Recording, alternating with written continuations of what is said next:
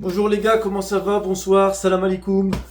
Bon ramadan à tous ceux qui vont jeûner, à tous les frérots musulmans. J'espère que Dieu acceptera votre ramadan, vos prières et tout ce qui s'ensuit. Aujourd'hui, on va un peu... En fait, je voulais commencer le débrief à la base, comme tous les débriefs, en parlant de ce qui m'a plu, etc. dans le match. Mais au final, on va commencer obligatoirement par parler de ce qui déplaît le plus. Alors, il y a un combat contre le racisme qui se fait depuis tant d'années, que ce soit dans le monde ou sur les terrains. On va parler un peu de ce qui s'est passé, donc on va rester sur les terrains de foot.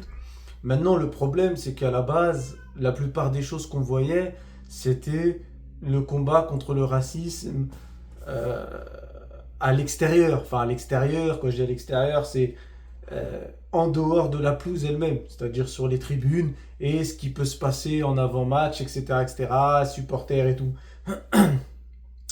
Mais là, le problème, c'est que euh, quand ça se passe sur la pelouse, ça devient une dinguerie.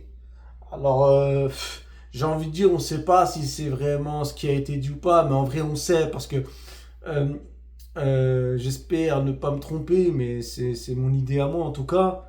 Je vois pas comment un joueur qui vient de marquer un but, qui est content, qui est ceci, cela, va 5 minutes après t'inventer un truc pareil. Je veux dire, il faut vraiment être fou et fou pour aller inventer une insulte raciste. Et je pense que d'autres joueurs l'ont entendu aussi, parce que bon, c'est pas comme si les gens ne savent pas, mais c'est abusé, surtout qu'en plus t'es dans une, t'es comme, il y a déjà, faut savoir déjà que il y a un joueur de couleur de peau noire dans ta propre équipe, il y en a.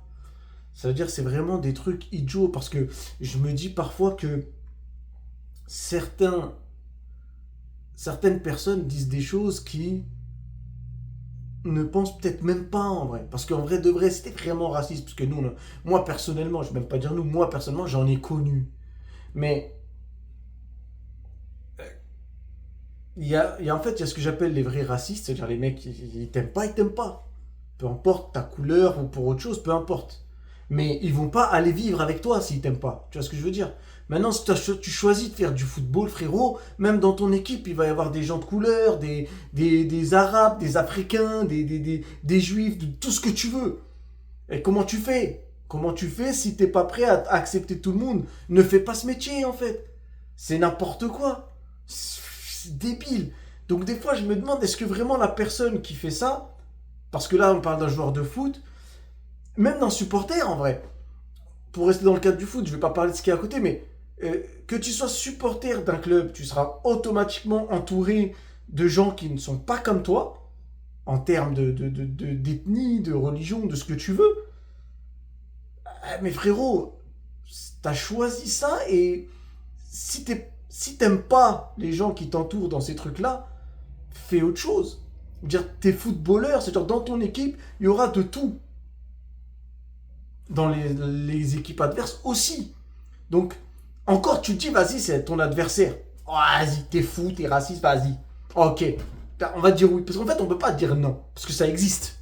C'est-à-dire, il y a des gens qui pensent réellement comme ça. C'est des malades, c'est des aliens, les mecs. On est sur Mars. Mais ça existe. À partir du moment où ça existe, mais frérot, tu peux pas faire de foot en fait.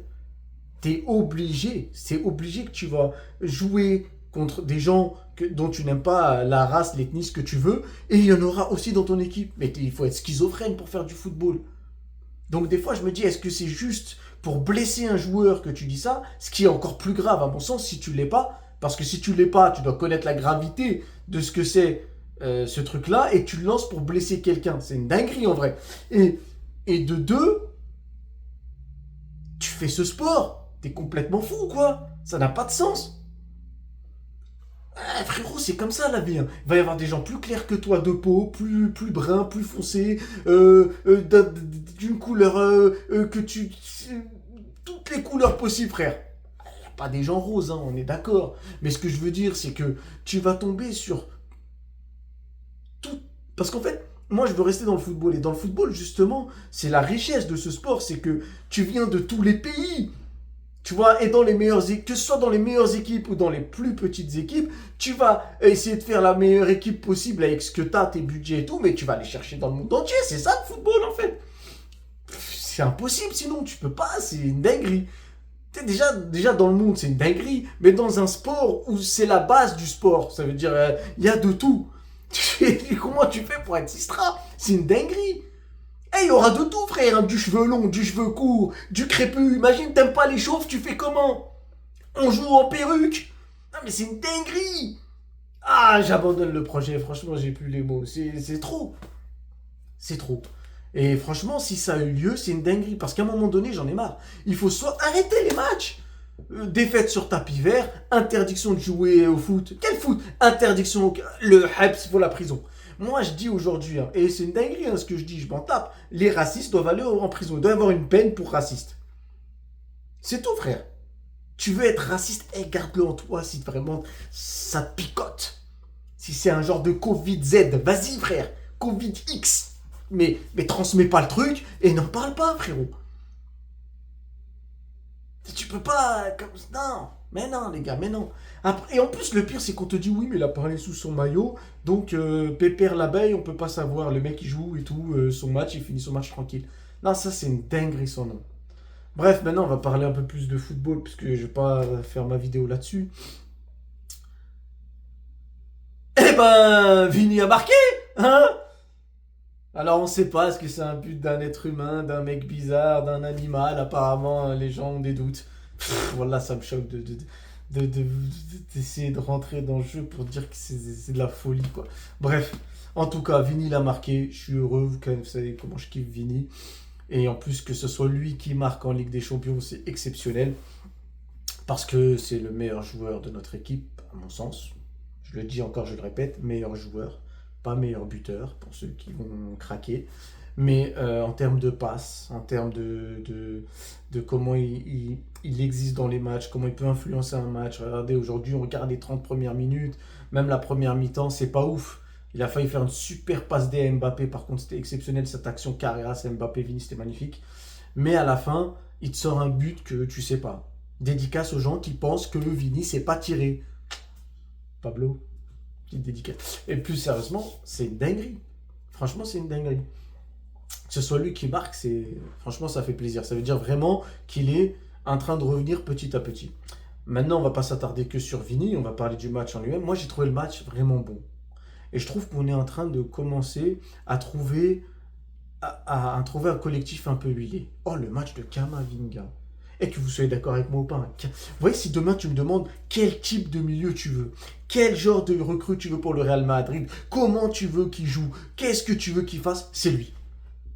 C'est-à-dire, oublie que je parle de Kamavinga, mais si tu me demandes un joueur comme ça, je vais te prendre Kamavinga. Un mec qui est capable d'être un peu en box-to-box. C'est-à-dire, il défend bien, mais quand il porte la balle, frère. Personne ne le touche. Il la porte très bien. Protection de balle quand il faut la protéger. Il te la donne.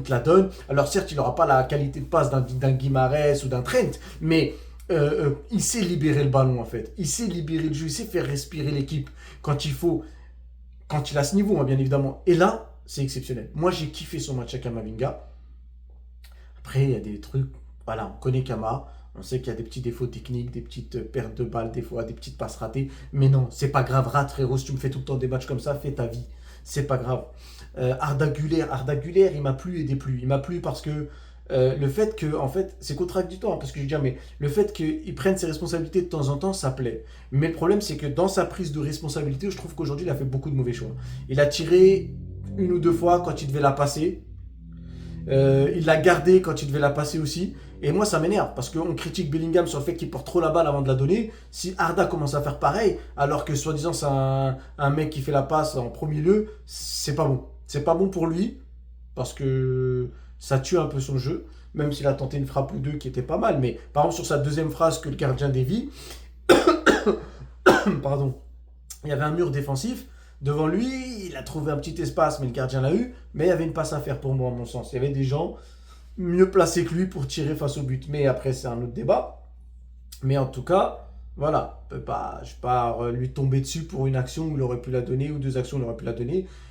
Le fait est que j'aime bien qu'il prenne des initiatives. Mais je trouve que dans la création, s'il oublie son côté passeur en premier, du coup, il ne sert plus à rien à ce poste-là au milieu de terrain.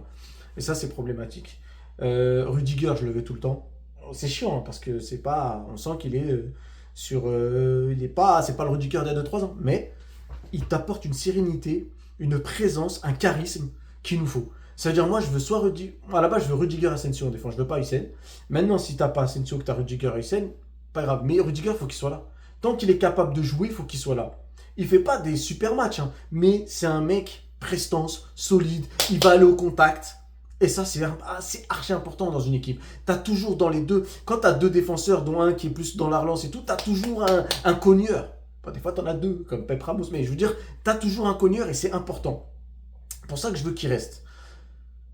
Benfica, aujourd'hui, la première mi-temps, ils nous ont donné un peu de fil à retordre, mais parce qu'en fait, je pense qu'on était en mode crainte. Ça veut dire on les a jaugés pendant les 20 premières minutes, puis ils savaient jouer en bloc bas, mais ils ont essayé de temps en temps pendant les 20-30 premières minutes. Et le fait est qu'ils sont chez eux et qu'ils savent qu'ils vont chez nous après. Donc je pense que pendant 20-30 minutes, ils ont essayé de faire quelque chose. Et puis après, ça se compliquait. Donc dès qu'on a repris en fin de première mi-temps la possession du ballon et du jeu, on les a obligés, on les a forcés à être en bloc bas. Alors certains vont te dire que nos attaquants n'ont pas été bons, mais c'est pas vrai. En fait, il faut évaluer un match dans son ensemble. C'est-à-dire que ton attaquant ne fait pas ce que toi, tu as envie de le voir faire visuellement. Ok, mais il faut comprendre le contexte et pourquoi. Si vous regardez bien, après 20-25 minutes de jeu, Vini a repiqué dans l'axe. Et c'est plus transformé en numéro 9. Il a laissé le couloir à Carreras. Pourquoi? Parce que justement, ses capacités à lui et sa façon à lui de jouer au football ne pouvaient pas fonctionner parce que le bloc était bas et qu'il se retrouvait toujours face à trois mecs. Donc qu'est-ce qu'il a fait? Il a libéré l'espace pour Carreras pour éviter que Carreras, parce qu'il sait que Carreras, pour éviter de se frotter à 2-3 joueurs à chaque fois, et que Carreras, lui, était plus un mec qui allait prendre l'espace et faire une passe. C'est pas Carreras qui allait faire le travail de Vini.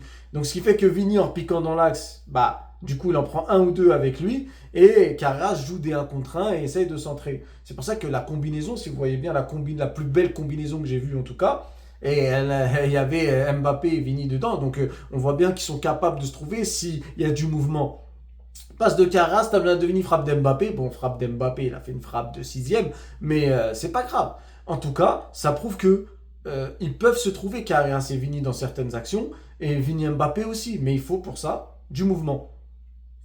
Donc comme je disais, Benfica, à part les 20, franchement, Benfica, ils m'ont pas fait peur. Ils ont fait 20-30 minutes que je trouvais pas inquiétantes, mais j'attendais en fait. Je regardais, je disais, il faut reprendre la balle, les gars. Il faut qu'on impose notre jeu. En fait, j'attendais que le Real réagisse. Et ils ont fini par réagir. Je savais que ça allait finir par réagir parce que l'équipe qu'on avait, avec ce qu'on voyait, les Camavinga, les petites actions, les petites tentatives de Vini, les petites frappes, on voyait que c'était un Real qui était là. C'est pas un Real genre qui te fait peur comme on a pu le voir en début d'année ou quoi. Mais c'est un Real, je sentais qu'on allait reprendre la maîtrise du match. Et on l'a reprise. Et une fois qu'on a eu la maîtrise du match, même si on a eu des petits moments un peu plus compliqués, j'étais pas inquiet. Franchement, j'étais pas inquiet. Et puis, après la phase de cette histoire, après le but de Vini et l'histoire du racisme, tu sens que le match, il a coulé. La tension était pas bonne. Ça se passait mal, ça sifflait Vini, ce qui est extraordinaire, parce que tu as du racisme, tu siffles la victime du truc, c'est archi marrant. Mais bon, ça, on va pas trop en parler, on va pas rester bloqué sur cette histoire de racisme. Mais le truc, c'est que tu sentais que tout ça a créé une atmosphère éclatée. Benfica jouait pas leur coup à fond. Nous, même Vini revenait souvent en arrière et tout, il y allait pas, mais bon, il se retrouvait face à 3-4 mecs. Et puis il y a eu une action où il y allait d'ailleurs, il est rentré dans la surface, il a tiré, mais il a failli faire la même chose, mais le gardien l'a arrêté ce coup-là. Mais au final, on a plus vu Vini que Mbappé en vrai, si tu regardes bien dans les actions qui ont mené à des buts, je parle en deuxième mi-temps. Mais bon, en tout cas, ce match-là, il était serein pour nous. On a joué avec un bloc assez proche. Donc on n'avait pas besoin que Vini et Mbappé courent beaucoup parce qu'ils étaient bas. Je trouve que sur les phases, surtout en premier temps où Benfica avait la balle, Vini était bas. Alors il marchait. Bon, Mbappé, on oublie, on sait très bien comment ça se passe défensivement, mais Vini était bas, il marchait, certes, il faisait pas des pressings de fou en défense, parce qu'en attaque, il en faisait. Mais en défense, il faisait pas des pressings de fou, et il allait pas trop sur les joueurs, mais il gênait en fait, parce qu'il était très bas. Ce qui est problématique, parce que comme je le dis souvent, un Vini bas, c'est bien pour le côté défensif, mais c'est vrai que quand tu veux jouer en transition, il faut que tes joueurs offensifs soient un peu plus hauts. Mais pour ça, il faut avoir, certes, des meilleurs joueurs, que ce soit défensif ou milieu défensif. Même si aujourd'hui, je trouve qu'on a fait un bon match dans la qualité de passe, à part Trent, parce que il faut arrêter de me vendre ce rêve-là, il est éclaté. À part Trent, tu n'as pas justement d'autres joueurs. Tu sais, quand tu as Modric, quand tu as Kroos, tu peux facilement, avec deux joueurs en plus, les deux milieux, puisque c'est même pas des mecs sur le côté, c'était deux milieux. Quand tu as tes deux milieux capables de te relancer n'importe où, n'importe comment, c'est sûr que c'est plus facile. Mais avec Trent, ça peut le faire, ça peut très très bien le faire. Maintenant, je pense franchement que c'est un match qu'on a maîtrisé. On va voir ce qui se passe au match retour, mais avec un but d'avance, Benfica va être obligé de jouer. Donc si tu joues contre le Real au Santiago Bernabéu et que tu te livres un peu, attends-toi à des dingueries. Après, on sait jamais, hein, s'ils marquent vite, qu'on a eu aucune contre et tout, là, ça peut changer la physionomie du match. Mais je pense qu'ils vont, ils vont se livrer dès le début et ça peut être très risqué pour eux. Parce que je vois pas Mourinho essayer de faire des blocs défensifs de fou et tout. T'es mené 1-0, t'as que 90 minutes, tente quelque chose. Ou par un coup peut-être, mais bon, on verra ça au match retour.